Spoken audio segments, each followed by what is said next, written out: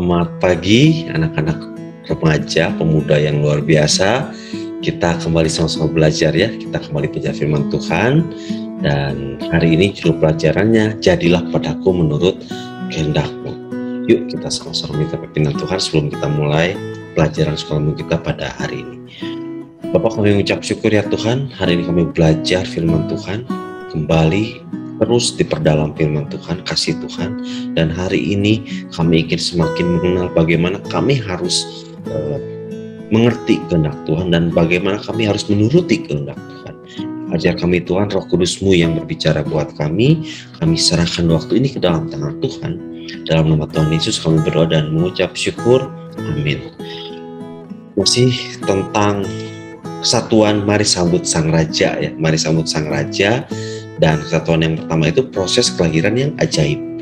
Proses kelahiran yang ajaib. Bagaimana ketika dalam proses penyambutan Sang Raja itu ada proses kelahiran yang ajaib lewat Allah yang menjadi manusia. Allah mau menjadi manusia untuk menebus kita semua. Dan minggu lalu kita sudah belajar bagaimana keajaiban janji kelahiran Sang Pembuka Jalan. Dan hari ini kita akan belajar suatu quotes yang sudah sangat terkenal, kita sudah sama-sama tahu. Jadilah padaku menurut kehendak-Mu ya, dari Lukas 1 ayat 26 sampai 38. Kita akan terus diperdalam lewat pengetahuan firman Tuhan pada pagi hari ini ya. Yuk kita sama-sama terus berdoa dan membuka hati kita untuk menerima pelajaran pada pagi hari ini. Ayat Lukas 1 ayat 26 sampai 38 kita akan bicara sama-sama tentang perikopnya, pemberitahuan tentang kelahiran Yesus. Pemberitahuan tentang kelahiran Yesus ya. Kita sama-sama saksikan, kita sama-sama simak. Dalam bulan ke-6 usia kandungan Elizabeth, saudara Maria, Allah menyuruh malaikat Gabriel pergi ke sebuah kota di Galilea bernama Nazaret. Pada seorang perawan yang bertunangan dengan seorang bernama Yusuf dari keluarga Daud. Nama perawan itu Maria. Ketika malaikat itu masuk ke rumah Maria, ia berkata, "Salam, hai engkau yang dikaruniai, Tuhan menyertai engkau." Maria terkejut mendengar perkataan itu, lalu bertanya dalam hatinya, "Apa arti salam itu?" Ada sebuah kedatangan, ada malaikat yang hadir tiba-tiba tanpa tedeng aling-aling, tanpa sinyal-sinyal tertentu, langsung datang kepada Maria, memberikan salam dan menjelaskan bahwa Maria dikaruniai, gitu ya. Apa sih artinya? Ayat 30 kata malaikat itu kepadanya, "Jangan takut, hai Maria, sebab engkau beroleh kasih karunia di hadapan Allah." Jika malaikat datang, engkau beroleh kasih karunia di hadapan Allah. Sesungguhnya engkau akan mengandung dan akan melahirkan seorang anak laki-laki, dan hendaklah engkau menamai dia Yesus. Ia akan menjadi besar dan akan disebut anak Allah yang maha tinggi, dan Tuhan Allah akan mengaruniakan kepadanya tahta Daud bapa leluhurnya, dan ia akan menjadi raja atas keturunan Yakub sampai selama-lamanya, dan kerajaannya tidak akan berkesudahan. Kata Maria kepada malaikat itu, "Bagaimana hal itu mungkin terjadi, karena aku belum bersuami?" Jawab malaikat itu kepadanya, "Roh Kudus akan turun atasmu dan kuasa Allah yang Maha Tinggi akan menaungi engkau. Sebab itu, anak yang akan kau lahirkan itu akan disebut kudus, anak Allah. Dan sesungguhnya Elizabeth, sanakmu itu, ia pun sedang mengandung seorang anak laki-laki pada hari tuanya, dan inilah bulan yang ke-6 bagi dia, yang disebut mandul itu. Sebab bagi Allah tidak ada yang mustahil." Kata Maria, "Sesungguhnya aku ini adalah hamba Tuhan, jadilah padaku menurut perkataanmu itu." Lalu malaikat itu meninggalkan dia. Inilah pembacaan Alkitab di pelajaran sekolah minggu kita pada pagi hari ini, dan kita akan sama-sama dari cerita ini yang sudah kita sering dengar sama-sama. Yuk kita minta pimpinan Roh Kudus. Apa sih yang Tuhan mau perdalam lewat pengertian kita ya? Kata Maria, ini perkataan yang luar biasa. "Sesungguhnya aku ini adalah hamba Tuhan. Jadilah padaku menurut perkataanmu itu." Lalu mereka itu meninggalkan dia. Ini hafalannya. Bagaimana seorang Maria bisa bicara, "Aku ini adalah hamba Tuhan," dia mendapat kasih karunia, dan dia bisa bilang dengan tegas, "Jadilah padaku menurut perkataanmu itu." Kalau waktu kita kecil mungkin mendengar ayat ini luar biasa, wah hebatnya Maria taat dan segala macam. bisa dengan punya kekuatan yang kuat, saya mau taat, saya mau taat. Tapi kita coba bayangkan bagaimana kita sebagai seorang remaja, pemuda, pemudi, membayangkan hal ini terjadi dalam setiap kehidupan kita. Mengapa saya bilang seperti itu? Ya kita mari lihat sama-sama. Untuk perintah Tuhan, kita sudah sering dengar ya, kita sering jelas, kita dari sekolah minggu, kecil, kebaktian, puji-pujian, persekutuan, kita sudah mendengar, kita harus taat perintah Tuhan. Kita harus mau mengikuti kehendak Tuhan. Bilang pendeta, guru sekolah minggu bilang, ikutilah jalan Tuhan, kamu akan berhasil. Ikutilah jalan Tuhan, kamu akan bahagia. Ikutilah jalan Tuhan, kamu akan mendapatkan sukacita dan damai sejahtera. Jangan ambil jalan sendiri. Rancanganmu bukan rancanganku. Wah, sudah sering kita banyak dengar ya. Nah, Maria beroleh kasih karunia, betul ya. Maria beroleh anugerah, dia akan melahirkan seorang bayi yang akan disebut Yesus, yang akan menjadi raja segala raja. Kalau kita bayangkan, kita sekarang membayangkan jadi Maria ya, Tuhan menyuruh sesuatu yang kita harus taat sama perintah Tuhan. Saya kasih ilustrasi seperti ini. Misalkan malaikat datang ke rumah kita ya, anak-anak remaja datang ke rumah kita. Hai Ko, hai Ci, hai Kak, hai Dek, Tuhan punya perintah buat kamu. Tuhan sudah menetapkan jalan hidupmu. Kamu akan menjadi seorang penyanyi worship yang luar biasa, yang akan memuji Tuhan. Dan Tuhan akan bawa kamu ke setiap negara-negara, dan Tuhan akan memberikan kesempatan untuk kamu memuji Tuhan, menyembah Tuhan di ribuan orang. Dan semua orang akan memuji Tuhan. Wah, seperti gambar di atas ya. Wah, langsung ini semua anak-anak remaja, siap Tuhan, yes. Aku akan menjadi artis yang akan memuliakan Tuhan. Aku akan menyanyi lagu-lagu rohani yang luar biasa. Aku akan berlatih sedemikian rupa sehingga suaraku bagus. Yang kedua, bisa juga gitu ya. Hai Ko, Ji, Tuhan punya perintah buat kamu. Tuhan akan menetapkan engkau sudah beroleh kasih karunia. Tuhan memanggil engkau bahwa panggilan hidupmu menjadi seorang pengusaha yang sukses. Engkau akan menjadi orang yang tanganmu berhasil kemanapun engkau berjalan, kemanapun engkau melangkah, tanganmu berhasil dan engkau banyak mendapatkan keuntungan karena keuanganmu, kekayaanmu akan dipakai untuk mendukung pekerjaan Tuhan. Wah, siap Tuhan, wah yes, aku akan menjadi pengusaha yang sukses. Kalian belajar dengan tekun, berusaha menambah skill kalian karena untuk memenuhi panggilan Tuhan, memenuhi perintah Tuhan. Tentu lebih mudah, tentu akan sangat mudah, tentu akan lebih bersuka cita, tentu akan lebih semangat. Ya, wah saya dipilih Tuhan menjadi beroleh kasih karunia gitu ya, beroleh kasih karunia, kita akan menjadi remaja-remaja yang luar biasa. Nah, itu mungkin kecenderungan untuk kita taat sama perintah Tuhan. Bahkan saya juga lagi berpikir, Julius, kamu akan dipilih Tuhan menjadi seorang pengusaha yang besar, dan apapun yang kamu cita-citakan, apapun yang kamu idam-idamkan dalam pelayanan, Tuhan akan buat berhasil.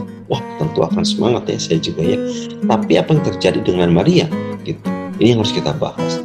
Kita akan bilang, Tuhan, jadilah padaku menurut kehendak-Mu. Nah, Maria pun bilang yang sama. Kita pun bisa bilang yang sama ya. Tapi bagaimana tentang Maria, kita akan lihat sama-sama. Bahwa Maria itu sama-sama juga beroleh kasih karunia.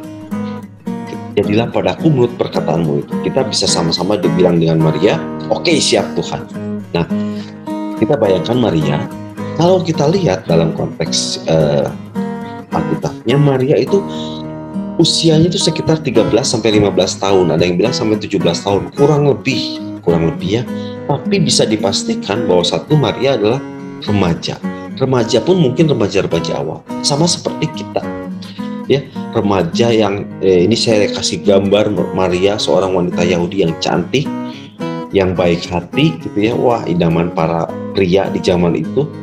Usia sedang luar biasa cantik-cantiknya. Dan bayangkan dia punya keluarga yang taat ya, keluarga yang taat, lingkungannya beragama. Yo, Maria dari kecil anggapnya seperti kita, sekolah minggu, pelayanan, kebaktian, ada ikut paduan suara, kita ikut persekutuan. Wah, baiklah, sudah sering mendengar tentang firman Tuhan, sudah sering mendengar bahwa nanti akan ada Mesias yang datang. Tapi periode waktu itu kita harus ingat sama-sama, sudah sekitar 400 tahun lebih Tuhan tidak pernah berbicara. Ada masa kekosongan di mana Tuhan tidak berbicara. Jadi seolah-olah janji Mesias yang 400 tahun sebelumnya itu yang sering didengar oleh bangsa Israel dan di perjanjian lama ada kemungkinan sudah mulai agak terlupakan ya 400 tahun. Dan Maria adalah seorang remaja yang ya mungkin sedang banyak cita-cita ya, banyak impian ya, banyak wah saya pengen ini, saya pengen ini, saya pengen ini. Ya teman-teman juga silakan bayangkan ketika sekarang kalian mau jadi apa, kalian mau punya cita-cita seperti apa, pasti ada impian-impian yang ingin kalian capai, betul ya. Nah bayangkan ketika seperti itu kalian pun harus sudah bertunangan dengan seorang pria yang ganteng. Wah Yusuf ya, sudah bertunangan, sudah masa depan terbayang indah gitu ya. Saya di keluarga baik-baik, bertunangan dengan Yusuf yang baik. Cita-cita saya mungkin saya ingin menikah dengan Yusuf dan punya anak yang baik-baik, bisa menjadi pasangan suami istri Yahudi yang sukses mungkin ya. Mungkin ada pemikiran menjadi apa, ada banyak uang banyak, bisa kemana, bisa berlibur ke Yunani, ke Romawi mungkin ya. Ada banyak hal-hal anak-anak remaja, khas anak remaja yang cita-citanya itu mungkin setinggi langit. Nah, ini yang menarik ketika kita membayangkan Maria yang remaja itu, tapi masalahnya ketika dia hadir bahwa dia akan menjadi seorang ibu yang melahirkan tanpa menikah. Meskipun dia sudah bertunangan, ini adalah salah satu konsekuensi yang harus siap dihadapi oleh seorang Maria. Kalau tadi kita lihat sama-sama bahwa cita-citanya suruh jadi artis worship Tuhan ke setiap negara, memuji nama Tuhan, atau jadi pengusaha yang sukses yang bisa menjadi berkat bagi banyak orang. Mungkin untuk lebih mudah untuk kita bilang jadilah padaku menurut kehendak. Tapi bayangkan Maria pada saat itu dia sudah bertunangan tapi belum menikah, harus siap dengan logika. Anak-anak muda kan penuh dengan logika ya, dengan logik ya. Logikanya saya ini oke bertunangan tapi belum menikah, saya harus siap menghadapi kehamilan selama 9 bulan. Gak tahu tetangga mau ngomong apa, kok anak baik-baik, sering ke gereja, sering pelayanan, ikut paduan suara, ketua kaum muda, misalkan seperti tiba-tiba hamil di luar nikah. Apa yang akan terjadi? Ada satu pertimbangan gitu ya, ada satu pertimbangan bahwa dalam Ulangan Perjanjian Lama pada saat itu kan kitabnya yang dipakai ya, Perjanjian Lama. Apabila ada seorang gadis yang masih perawan dan yang sudah bertunangan, jika seorang laki-laki bertemu dengan dia di kota dan tidur dengan dia, maka haruslah mereka keduanya kamu bawa keluar pintu gerbang kota dan kamu lempari dengan batu sehingga mati. Jadi sebelum Maria bilang jadilah padaku menurut kehendakmu itu, ada satu proses yang dia harus bayangkan. Kalau saya ketahuan gimana ya? Kalau bagaimana saya harus tutup perut saya keluar? Mungkin 1-2 bulan nggak kelihatan, tapi sudah 5-6 bulan nggak bisa ditahan, akan terlihat perutnya besar. Dan ketika ketahuan, sudah jelas hukumnya di dalam Ulangan ini, bahwa keluar ke pintu gerbang kota dan lempari dengan batu sampai mati. Di sebelah adalah satu gambar yang menggambarkan proses pelemparan batu sampai mati itu ya. Saya sempat lihat video, saya sempat dapat videonya juga, tapi waktu mau ditayangkan saya sendiri juga nggak berani, terlalu kejam sih kalau buat saya. Jadi cari gambarnya aja.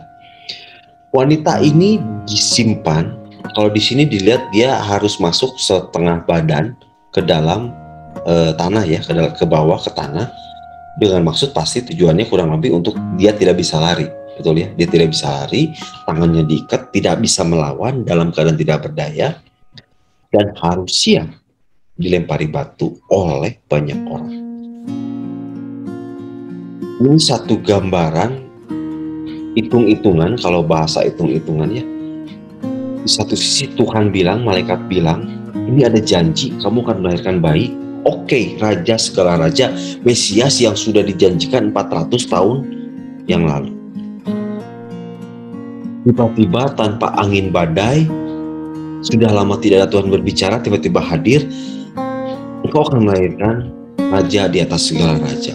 Tentu Maria sudah tahu bahwa ada janji itu. Kita sudah baca ya, anak-anak Yahudi zaman itu akan sering banyak diberitahu bahwa ada Mesias. Janji Tuhan tidak pernah sia-sia. Tapi sudah 400 tahun nih.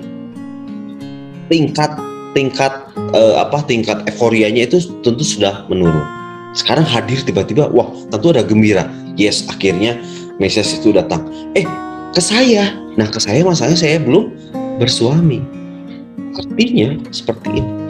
Waktu saya ngeliat videonya lempar batu, ya mungkin agak ke belakang sekali lempar batu. Kita nggak tahu batunya bukan batu kecil, batu besar. Dan bahkan Stefanus pun mati ya.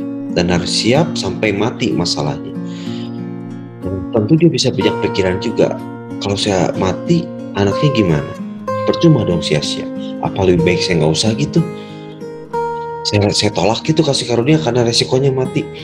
Pasti saya yakin ada pertimbangan-pertimbangan seperti itu yang dihadapi oleh seorang Maria, gadis remaja yang cantik, yang taat, yang siap ikuti kehendak Tuhan, tapi punya cita-cita juga yang bahagia dengan seorang Yusuf. Tiba-tiba ada dihadapkan pada pilihan, engkau dikasih karunia, tapi logika, fakta bicara, ada hukum yang siap menanti dia ketika dia ketahuan. Ini yang bagaimana kita bisa bilang jadilah padaku menurut kehendakmu. Tentu tidak segampang itu ya.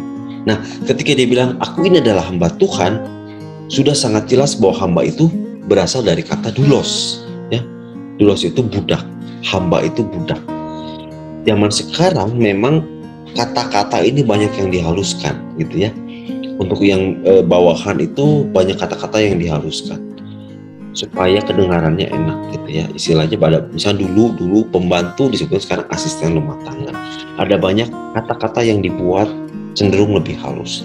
Tetapi hamba Tuhan, kita mungkin sekarang dulu mendengar hamba Tuhan ya, hamba Tuhan adalah orang yang dipilih Tuhan melakukan pekerjaan khusus seperti pendeta, seperti diakon, seperti pejabat-pejabat tinggi. Itu adalah hamba Tuhan. Tapi kata hamba sendiri adalah kata doulos yang diambil artinya budak. Seorang budak tidak bisa punya keinginan sendiri. Kalau nonton film-film tentang budak, jam 2, jam 3 malam tidur ketika Tuhan yang suruh bangun, harus bangun. Tidak ada bilang hak asasi manusia. Jadi Maria mengambil sikap ketika dengan segala pertimbangan itu, Maria bisa bilang, aku ini adalah hamba Tuhan. Artinya ada penyerahan yang total kepada Tuhan. Sudah Tuhan, saya tahu resikonya di depan bisa sampai mati, tapi sekarang saya cuma mau taat Tuhan saja. Jadilah padaku menurut perkataanmu itu, perkataan malaikat, dan arti kata itu adalah kehendak Tuhan. Jadilah padaku menurut kehendak Tuhan. Ada satu penyerahan total dari seorang remaja yang punya cita-cita yang mungkin berbeda dengan apa yang dia harapkan sekarang. Tapi dia harus bilang, aku adalah hamba Tuhan, aku adalah budaknya Tuhan. Jadilah padaku menurut kehendakmu itu. Teman-teman, mari bayangkan suasana yang dialami oleh seorang Maria. Dia bisa bilang hamba, dia bisa bilang budak ketika ada dalam pilihan yang pilihannya adalah sampai mati. Kita lihat sama-sama ya. Ketika kita kembali ke konteksnya, kita akan lihat bagaimana konteks Alkitab ini berbicara sehingga Maria bisa bilang aku adalah hamba Tuhan. Yang pertama kita lihat sama-sama. Di ayat ke-26 sampai 27 itu sudah jelas Maria mengerti bahwa janji Tuhan pada Mesias itu sudah sangat jelas bahwa ada Yusuf dari keluarga Daud gitu ya, dan Maria pun keturunan Daud. Nah, lalu yang pertama, malaikat itu berkata, "Salam, hai engkau yang dikaruniai." Yang pertama, kata kunci yang pertama adalah Tuhan menyertai engkau.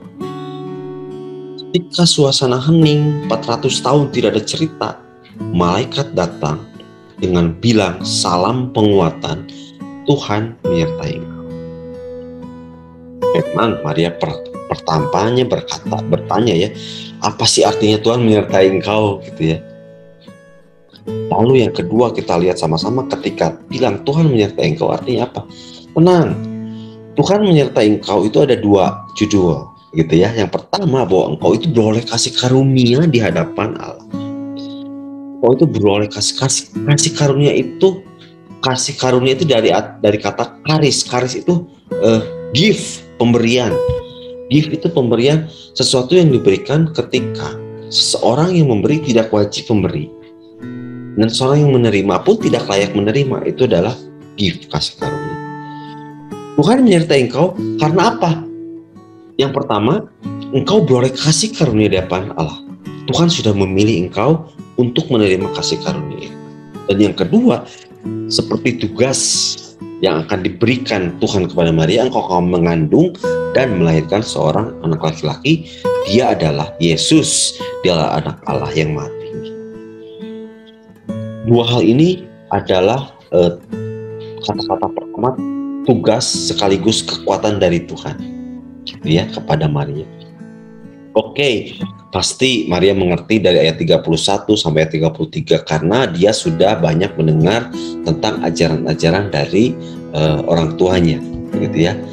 Menjadi besar, disebut anak Allah yang Maha Tinggi, Tuhan akan mengaruniakan kepada tahta Daud karena memang Mesias bilang dari anak Daud, dan dia akan menjadi raja atas kaum keturunan Yakub sampai selama-lamanya, dan kerajaannya tidak akan bersudahan. Ini adalah janji Mesias kepada bangsa Israel, dan Maria bisa tahu itu. Oke, Maria sudah ngerti bahwa itu adalah firman Tuhan, ya, sudah ngerti itu adalah firman Tuhan. Nah, lalu Maria mulai memberikan pertanyaan praktikal, ya, pertanyaan aplikasi, pertanyaan faktanya gimana Tuhan? Ini kan saya belum bersuami. Oke, kalau saya sudah bersuami, saya siap. Tapi masalahnya aku belum bersuami.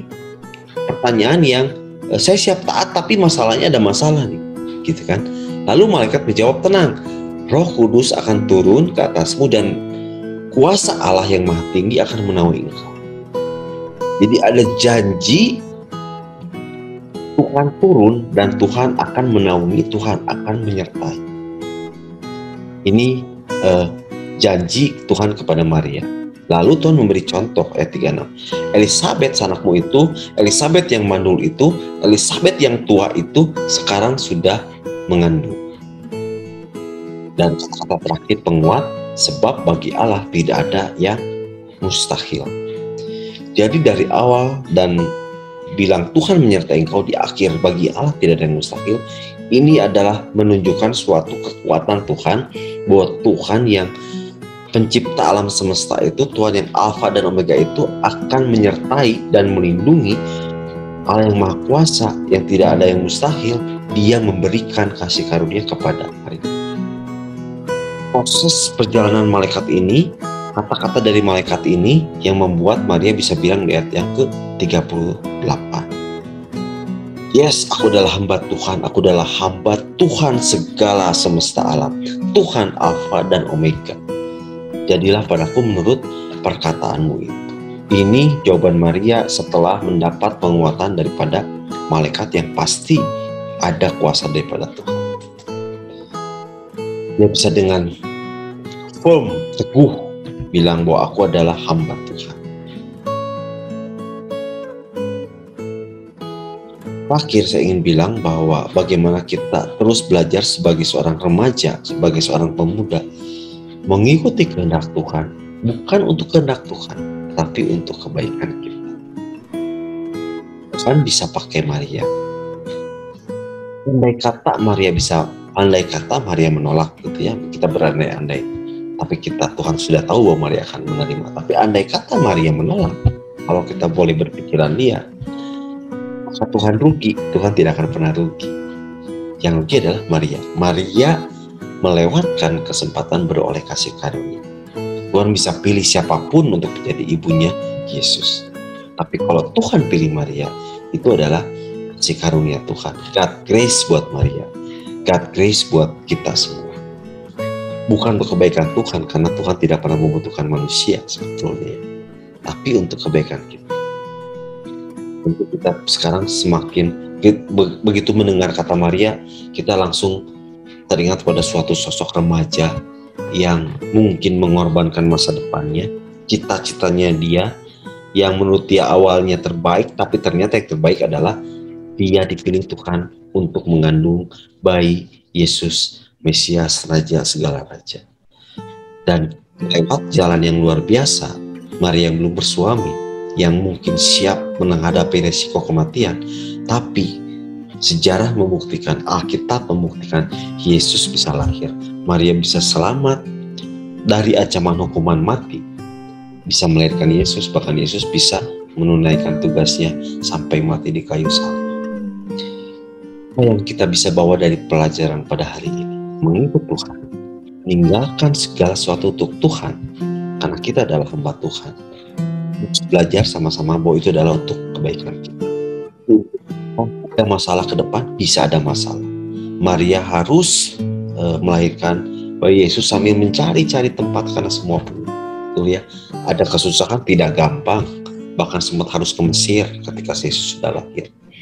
Yang pasti sungguh suatu kasih karunia kalau Tuhan mau lewat rencananya lewatin kita, itu sebuah kasih karunia luar biasa.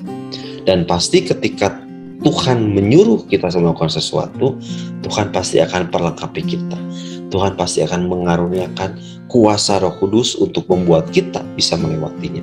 Itulah janji yang tidak pernah ada di dalam apapun yang engkau sekarang puja. Maka dari setan sudah pasti, setan tidak akan pernah menyertai, bahkan dia akan cenderung merampas apa yang dari kita. Apa yang mau kita ikuti? Kekayaan tidak pernah akan bisa menyertai kita, memberkati kita, karena suatu saat kekayaan bisa hilang. Lagi pacar banyak yang sudah belum tentu pacar itu baik buat kita.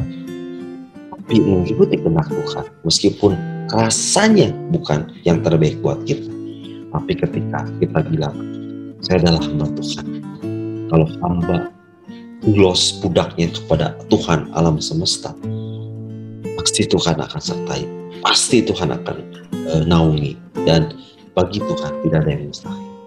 Oleh karena itu teman-teman, mari kita sama-sama bilang, Tuhan, inilah kami, remaja-remajanya Tuhan. Ini adalah hamba Tuhan. Jadilah pada kami menurut kehendak. Amin. Siap ikut kehendak Tuhan? Ya kita sama-sama berdoa. Tuhan, ini kami ya Bapa, ini kami remaja-remajanya Tuhan.